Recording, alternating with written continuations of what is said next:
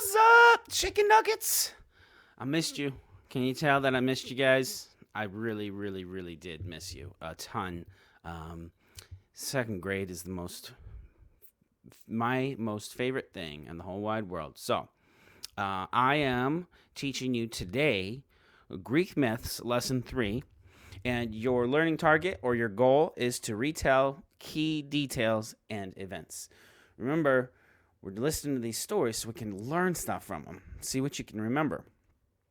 This is a picture from the first screen on our story. This is Demeter and Persephone. And Persephone is Demeter's daughter. And if you remember, Demeter is the Greek goddess of the harvest and of like trees and plants and stuff.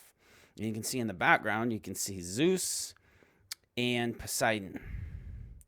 All right. And there's a few words, just like always, there's a few words that you're going to want to know for this story. And the first word is bountifully. Bountifully means in great amount or bounty, abundantly.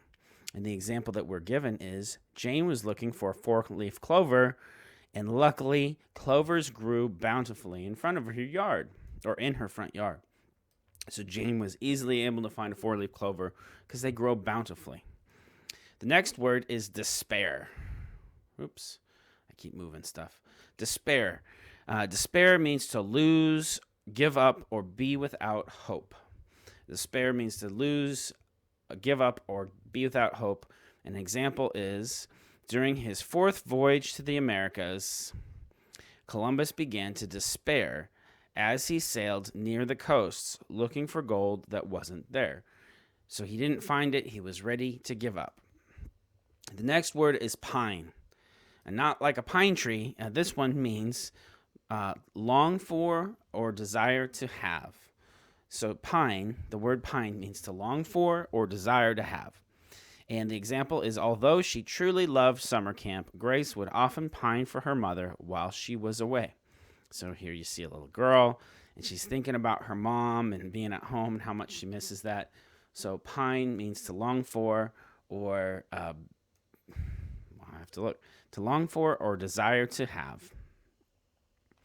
And then our last one is retrieve. The word retrieve means to rescue or to bring back. Example, I'm going across the street to retrieve your brother, Billy's mom said. Yeah, that's a good example of quotations, too. For those of you that are working on quotation marks, Billy's mom said it, so it's within the quotation marks.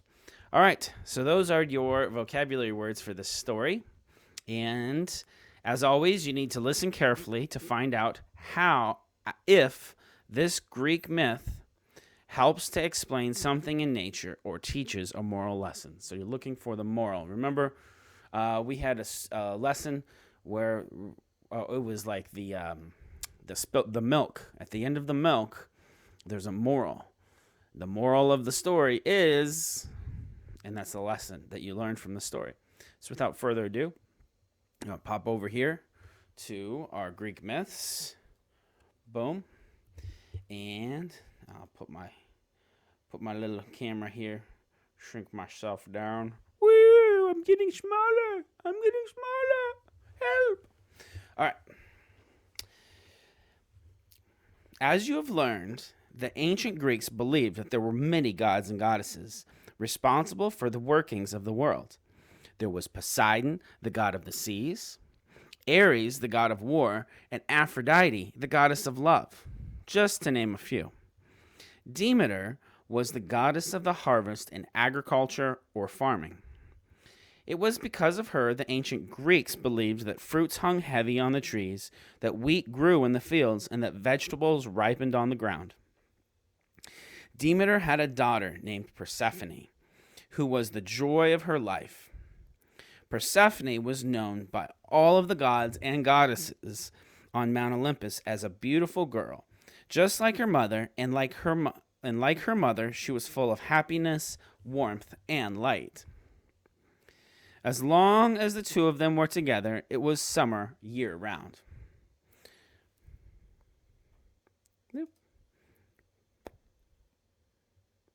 I'm going slowly. Let's page down. There we go. Boom. Some days, Demeter would take Persephone with her to tend to the crops in the fields.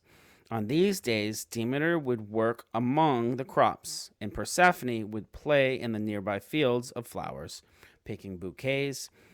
On one such day, Persephone strayed farther and farther away from her mother until, humming a little tune, Persephone was far out of Demeter's sight. Now, Persephone was not just known by the gods and goddesses on Mount Olympus. Hades, Zeus's brother, the god of the underworld, had taken notice of her. As god of the underworld, Hades lived underground and oversaw all of the souls of the dead. He and his three-headed dog, Cerberus, saw to it that none of the dead escaped back to the land of the living.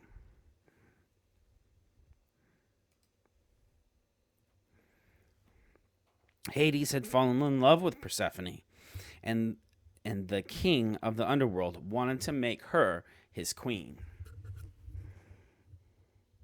On that day, as Persephone drifted away from her mother, Hades harnessed his 4 black horses and his golden chariot. As Persephone bent to pick up one last flower, she could hear the faint sounds of hooves beating in the ground. Persephone stood up and looked around. As she did, Hades tore open the ground that separated the underworld from the land of the living, and grabbed Persephone. He spirited her away back to the underworld in his chariot.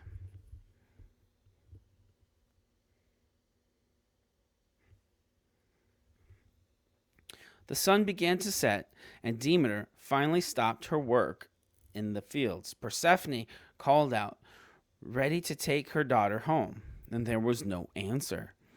Thinking that perhaps Persephone had not heard her, she called out again. Demeter heard nothing but the chirps of the evening crickets, and she began to worry. Demeter searched all night, calling for her daughter, but no matter where she looked or how loudly she called, she could not find Persephone. As the night wore on, Demeter began to look older. Wrinkles formed on her face, and her body grew crooked, and she moved more and more slowly. By the time the sun came up the next day, Demeter was no longer full of happiness, warmth, and light, but was a bent old woman. In her night of searching, Demeter had not found Persephone, so she turned to the sun god, Helios, who during the day sees all, and asked for help.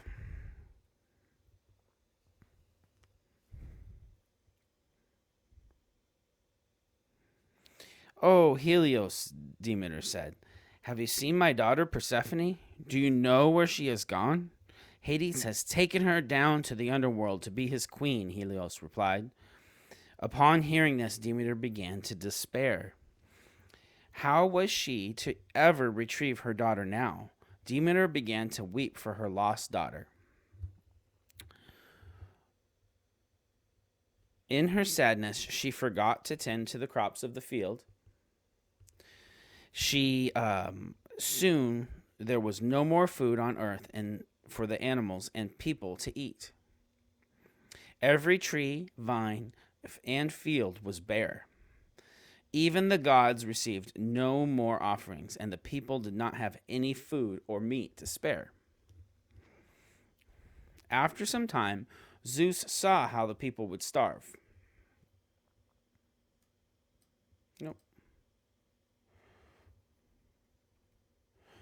After some time, Zeus saw how the people would starve if something was not done. Only the gods and goddesses would go to the underworld and then leave. So Zeus traveled to the underworld to persuade Hades to let Persephone go. "Hades," he said, "if you do not return Persephone to her mother, Demeter, nothing will grow on earth again, and the people will starve." "I will gladly return her," Hades said, "if she hasn't eaten anything. You know the rule. Whoever eats of the food of the underworld or drinks its water must stay forever." Zeus and Hades looked at Persephone, waiting for an answer. Had she eaten the food of the underworld? Persephone began to cry. "I ate 6 pomegranate seeds," she said. A rule was a rule, but Zeus knew that if Persephone remained in the underworld, nothing would grow on earth again. So he made a deal with Hades. For each seed that she has eaten, Persephone will stay 1 month in the underworld as your queen. For the rest of the year, however, she will live on earth with her mother, Demeter. And so, for the next 6 months of the year, Demeter and Persephone would be happy together. Fruits, wheat, and other plants sprouted from the field, from the ground, and it was spring. As they grew bountifully, the world was bright, and it was summer. During those 6 months, Persephone lived in the underworld. However, Demeter would ignore all the crops on earth, and they would pine for her daughter. The leaves would fall off the trees in autumn and would be bare in winter. While Demeter longed for her daughter, once Persephone was returned to Demeter, it would be spring again. And that's our story. So an important part of this is, what sort of details did you recall? So we'll zoom to the end of it. Boop, boop, boop, boop, boop, boop, boop. So we have some questions. I'm going to go over these questions. I'm going to use the teacher version, so you might see some of the answers, which is fine with me, but you should pay attention. Okay, so our first question is, does this myth try to explain an event or something that happens in nature? Well, it certainly does. It tries to explain the seasons. Why are there seasons? And the Greeks didn't know this, but they tried to explain it with a myth. All right, the next question is, what supernatural characters in today's read aloud? What supernatural characters are in today's read aloud? So you have to know all the Greek gods. Zeus, and I guess there was no Poseidon in the story, but there was Zeus, there was Hades, there was Demeter, there was Persephone, and then there was the Greek sun god, Helios.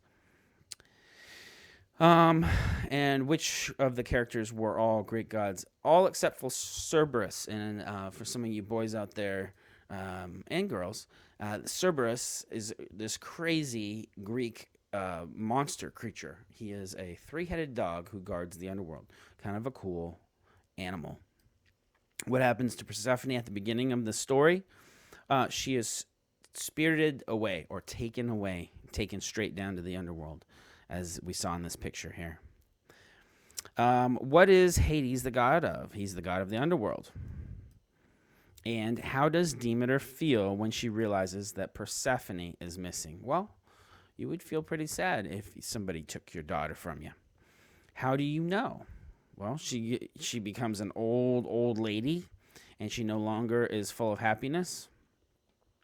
And then what happens with all of the plants and crops when Demeter begins to despair?